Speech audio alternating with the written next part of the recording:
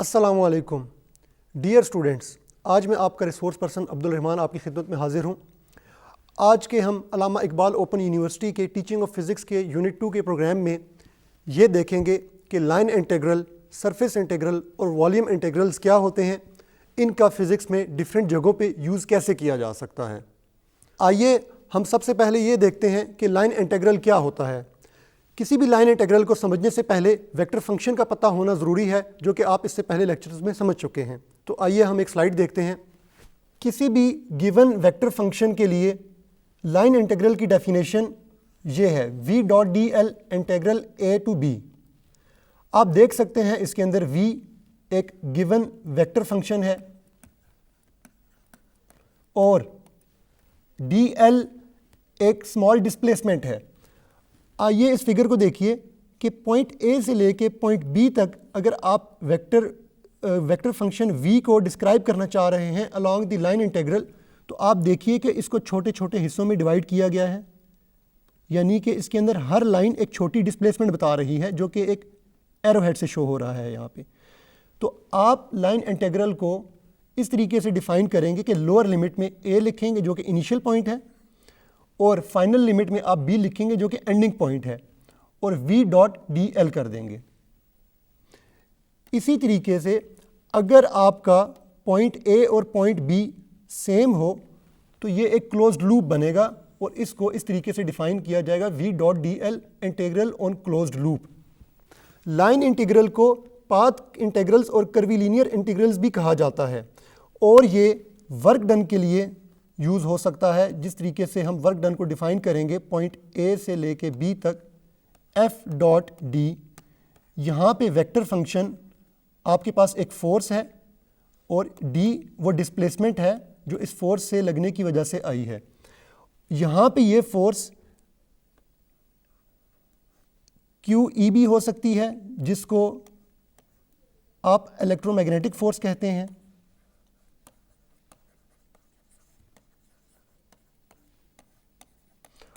या फिर ये वाली फोर्स ग्रेविटेशनल फोर्स भी हो सकती है।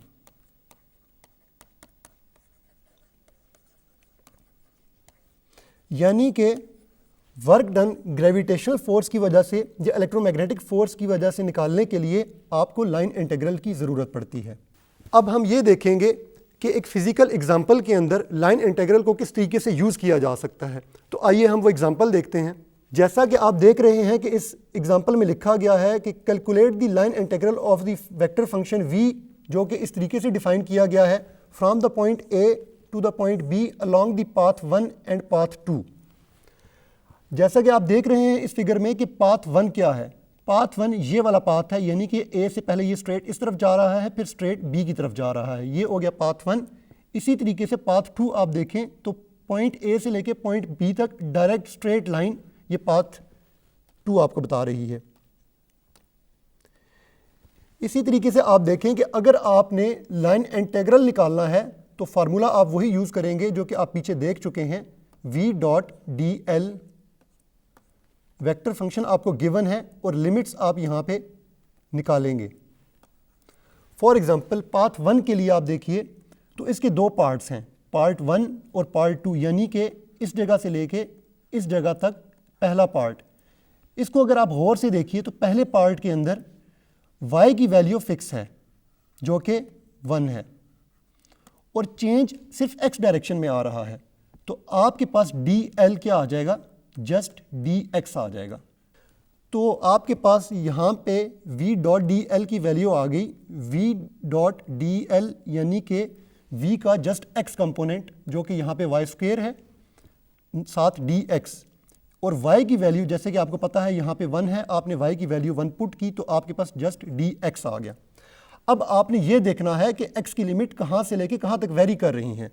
उसके लिए आप देखिए कि x की लिमिट स्टार्ट हो रही है 1 से और ये ख़त्म हो रही है 2 पे, तो इसलिए आपने ये लिमिट्स इस तरीके से पुट की हैं कि x स्टार्ट 1 से हो रहा है, ख़त्म 2 के ऊपर हो रहा है। इसको इंटीग्रल को सॉल्व करके आपने रिजल्ट निकाला है 1। इसी तरीके से पाथ 1 के पार्ट 2 को आप देखिए जो कि इस पॉइंट से स्टार्ट हो रहा है और पॉइंट B तक जा रहा है। इसके अंदर आपके पास x की वैल्यू फिक्स है जो कि 2 है, यानी कि इस पूरी लाइन के ऊपर चलते हुए आपके पास x की वैल्यू चेंज नहीं हो रही, लेकिन इसी लाइन के ऊपर चलते हुए आप देख रहे हैं कि चेंज dy में आ रहा है। तो सिर्फ इस पाथ के लिए आपके पास v डॉट डी एल आ जाएगा। तो सिर्फ इस पाथ के ऊपर चलने के लिए आपके पास dy आ जाएगा y यूनिट वेक्टर। तो इस केस के लिए v डॉट डी एल में आप v के अंदर से सिर्फ इसका y कंपोनेंट उठाएंगे, यानी कि वो 2x y प्लस 1 dy आ रहा है। और यहाँ पे लिमिट्स देखने के लिए अगेन आपको देखना पड़ेगा कि y के अंदर चेंज स्टार्ट हो रही है 1 से और ये ख़त्म हो रही है 2 के ऊपर, यानी कि ये वाली लिमिट्स, और इसको सॉल्व करके आपने रिजल्ट 10 निकाल दिया है। ये आपके पास पाथ 1 के 2 पार्ट्स थे, यानी कि पहला आपके पास पार्ट था ये वाला और दूसरे पोर्शन में आपने ये वाला पार्ट सॉल्व किया है। सो पाथ 1 का लाइन इंटीग्रल क्या होगा, इन दोनों का सम होगा। जिस तरह कि आप देख सकते हैं ये पहले वाले पार्ट का रिजल्ट है और ये दूसरे वाले पार्ट का रिजल्ट है। तो पाथ 1 का कंप्लीट रिजल्ट आपके पास 11 आ रहा है। इसी तरीके से अब आप पाथ 2 को देखिए। पाथ 2 क्या है, एक स्ट्रेट लाइन है जो कि ए को बी से जोड़ रही है। स्ट्रेट लाइन की इक्वेशन हमेशा y is equal to X होती है। कंडीशन ये है कि ये लाइन ओरिजिन से पास होनी चाहिए। तो आपके पास इस केस में पाथ 2 के केस के अंदर dl क्या आ जाएगा, dl बेसिकली वो चेंज है जो उस पाथ को फॉलो करते हुए आप देख सकते हैं। जिस तरह आप देखेंगे कि पॉइंट A से B पे जाते हुए इस लाइन के थ्रू dx के अंदर भी चेंज आ रहा है और dy के अंदर भी चेंज आ रहा है। तो आप इसको इस तरह से लिखेंगे plus dy y unit vector. So अब आप v dot D L calculate करेंगे, यानी कि सबसे पहले x डॉट x जिसका रिजल्ट आपके पास ये आ रहा है, फिर आप y डॉट y जिसका रिजल्ट आपके पास ये आ रहा है, और इसको सॉल्व करेंगे तो ये रिजल्ट आ जाएगा 3x² plus 2x into D x. और अब आपको लिमिट्स चाहिए हैं।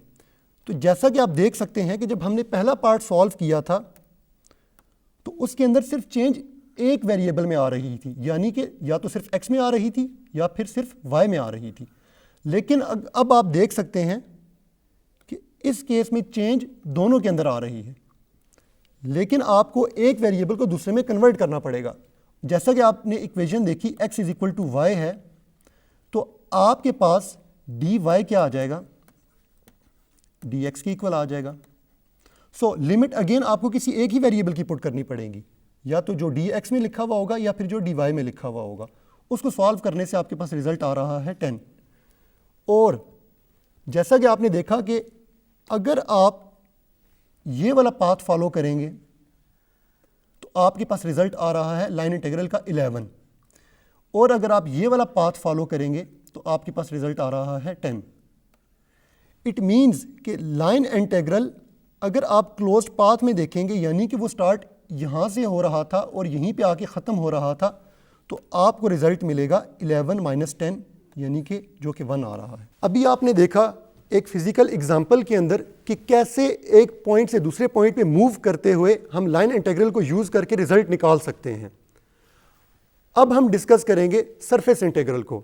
जिस तरीके से लाइन इंटीग्रल के अंदर हमने देखा कि आपके पास वेक्टर फंक्शन के साथ डॉट प्रोडक्ट आ रहा था एक लाइन इंटीग्रल का, इसी तरीके से सरफेस इंटीग्रल के अंदर वेक्टर फंक्शन के साथ डॉट प्रोडक्ट आएगा ds का, यानी कि एरिया एलिमेंट का आएगा। तो आइए उसके लिए हम देखते हैं। किसी भी गिवन वेक्टर फंक्शन v के लिए सरफेस इंटीग्रल इस तरीके से डिफाइन होगा v डॉट डी ए। यहाँ पे v अगेन वेक्टर फंक्शन है और dA आपके पास सरफेस एलिमेंट है। जिस तरह कि आप देख सकते हैं एक फिगर के अंदर कि ये कोई एक एरिया है। इस एरिया का जो आपने छोटा सा पोर्शन उठाया है वो dA है और इसकी डायरेक्शन या तो अपवर्ड होगी या डाउनवर्ड होगी। हमेशा याद रखिएगा कि अगर कोई भी सरफेस एरिया इस तरीके से है तो उसकी डायरेक्शन या तो आउट ऑफ द पेज होगी या इनटू द पेज होगी। अगर आप देखें इस केस के अंदर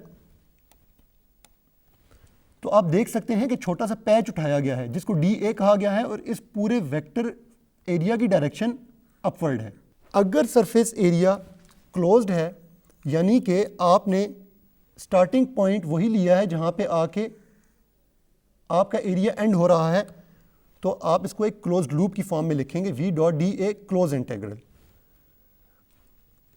और कन्वेंशन ये है इसकी कि आउटवर्ड डायरेक्शन हमेशा पॉजिटिव ली जाएगी और इनवर्ड डायरेक्शन आप हमेशा नेगेटिव लेंगे।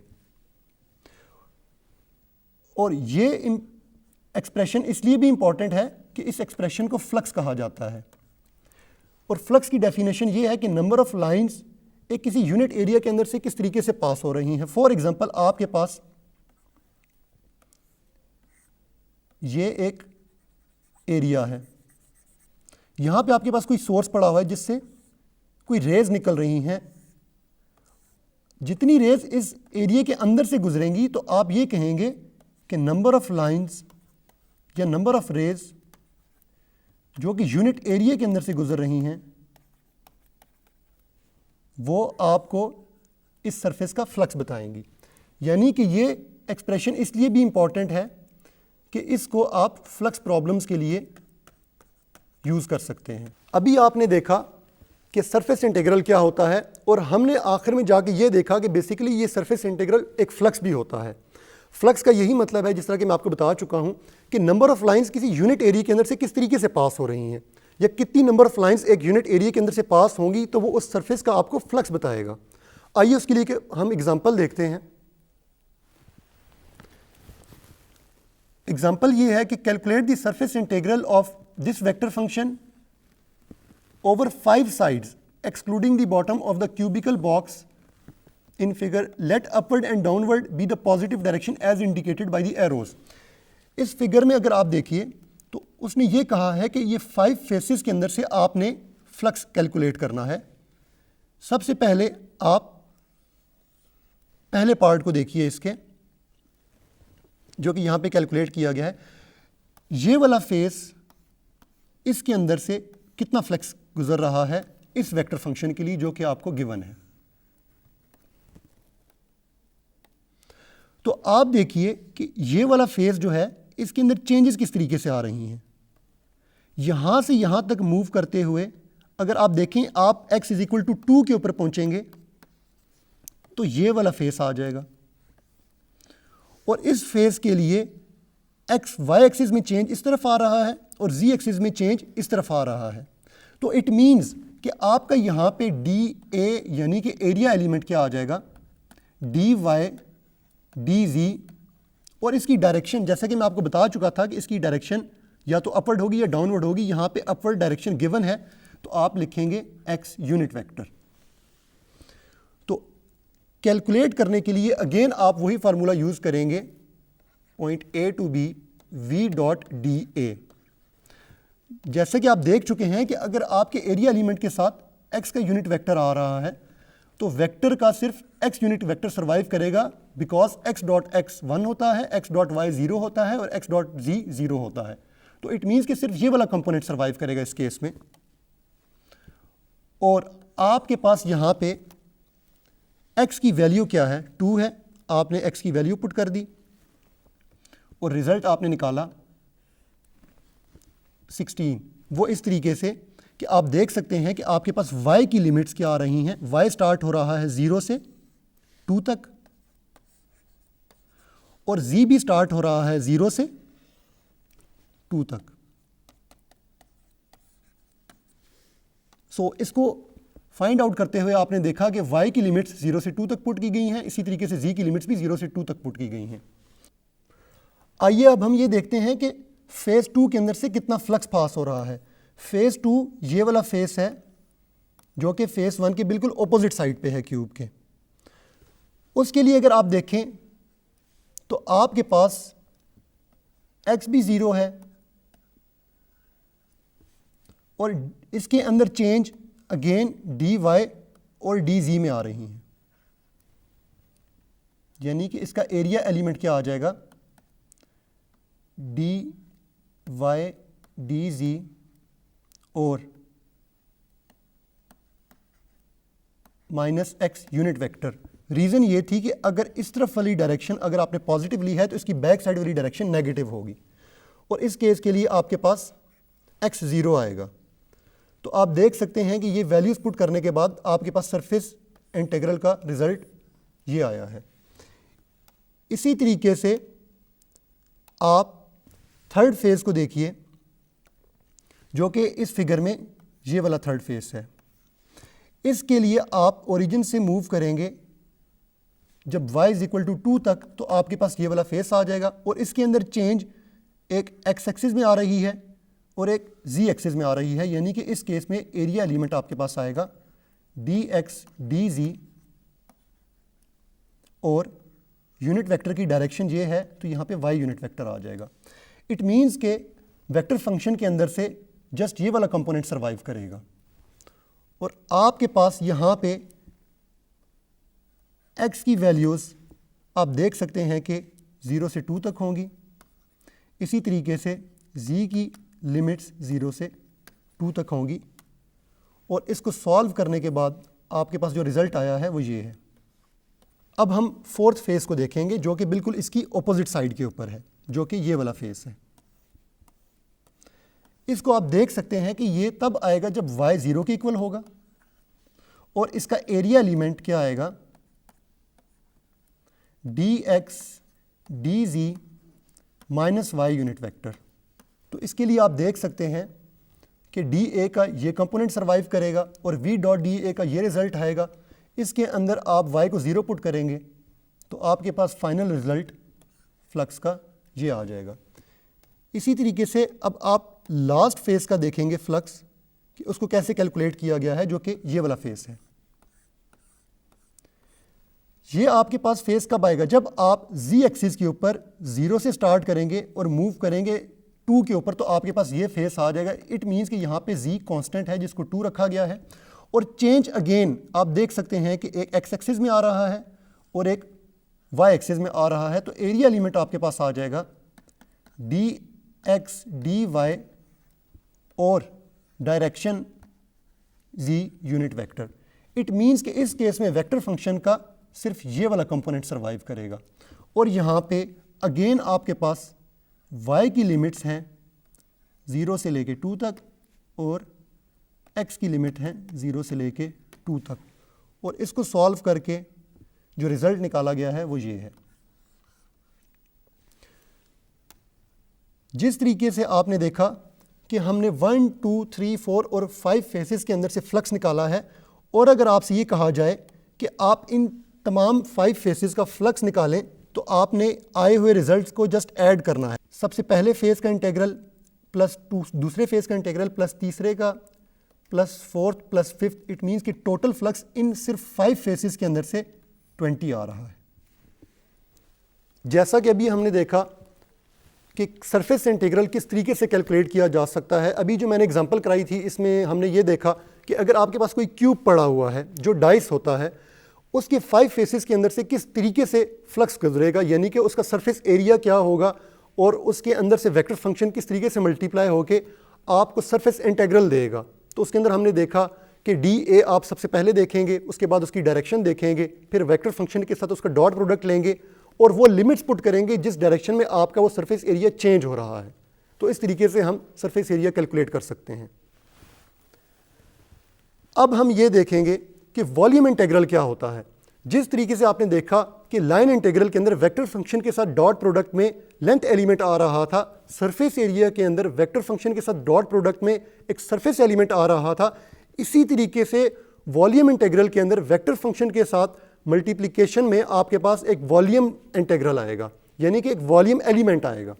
तो आइए उसको हम देखते हैं कि उसकी डेफिनेशन किस तरीके से है। किसी भी स्केलर फंक्शन t के लिए आपके पास वॉल्यूम इंटीग्रल इस तरीके से डिफाइन होगा। यहां पे डी टॉ एक वॉल्यूम एलिमेंट है, और कार्टेशियन कोऑर्डिनेट्स में वॉल्यूम एलिमेंट्स इस तरीके से डिफाइन किया जाता है, यानी कि d tau change in x axis, change in y axis और चेंज इन जी एक्सिस, तीनों का मल्टीप्लिकेशन आपके पास एक वॉल्यूम एलिमेंट दे देगा। और जैसा कि हम देख चुके हैं कि यहाँ पे t एक स्केलर फंक्शन है, इसी तरीके से अगर आपके पास v के अंदर वेक्टर कंपोनेंट्स आ रहे हों तो हम इसको इस तरीके से देखेंगे कि इस v का x कंपोनेंट x डायरेक्शन का आएगा, y कंपोनेंट y डायरेक्शन में और z कंपोनेंट z डायरेक्शन में, और साथ d टॉ आ जाएगा। जैसा कि अभी हमने ये देखा कि एक वॉल्यूम इंटीग्रल को किस तरीके से डिफाइन किया जाता है, जिस तरीके से हमने देखा कि उसके अंदर कोई भी वेक्टर फंक्शन या स्केलर फंक्शन गिवन है तो हम जस्ट उसके मल्टीप्लाई कर देंगे एक वॉल्यूम एलिमेंट के साथ। आइए हम ये देखते हैं कि एक फिजिकल एग्जांपल में या रियलिस्टिक प्रॉब्लम में हम उसको किस तरीके से अप्लाई कर सकेंगे।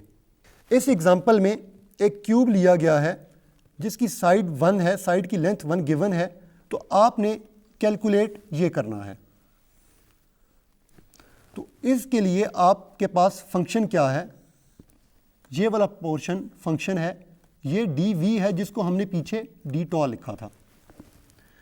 तो अगर किसी क्यूब की साइड 1 है तो इट मीन्स कि उसके x एक्सिस के अंदर चेंज 0 से 1 तक आ रही है, y एक्सिस में चेंज 0 से 1 तक आ रही है और z एक्सिस में चेंज भी 0 से 1 तक आ रही है। आप इसके अंदर dz के अंदर इसकी चेंज देखिए, अगर वो 0 से 1 तक आ रही है तो एक लाइन इंटीग्रल की तरह इसको आप सॉल्व करेंगे तो आपके पास रिजल्ट ये आ जाएगा। इसके बाद ये वाला रिजल्ट उठा के आप अगेन y एक्सिस में पुट करेंगे, y एक्सिस की चेंज को देखते हुए, तो आपको इसको सॉल्व करके रिजल्ट ये मिलेगा। और फाइनली ये रिजल्ट आप दोबारा इसके अंदर डालेंगे तो x एक्सिस के अंदर चेंज को देखते हुए आपके पास ये रिजल्ट आ जाएगा। इट मीन्स कि आपके पास जो फाइनल रिजल्ट है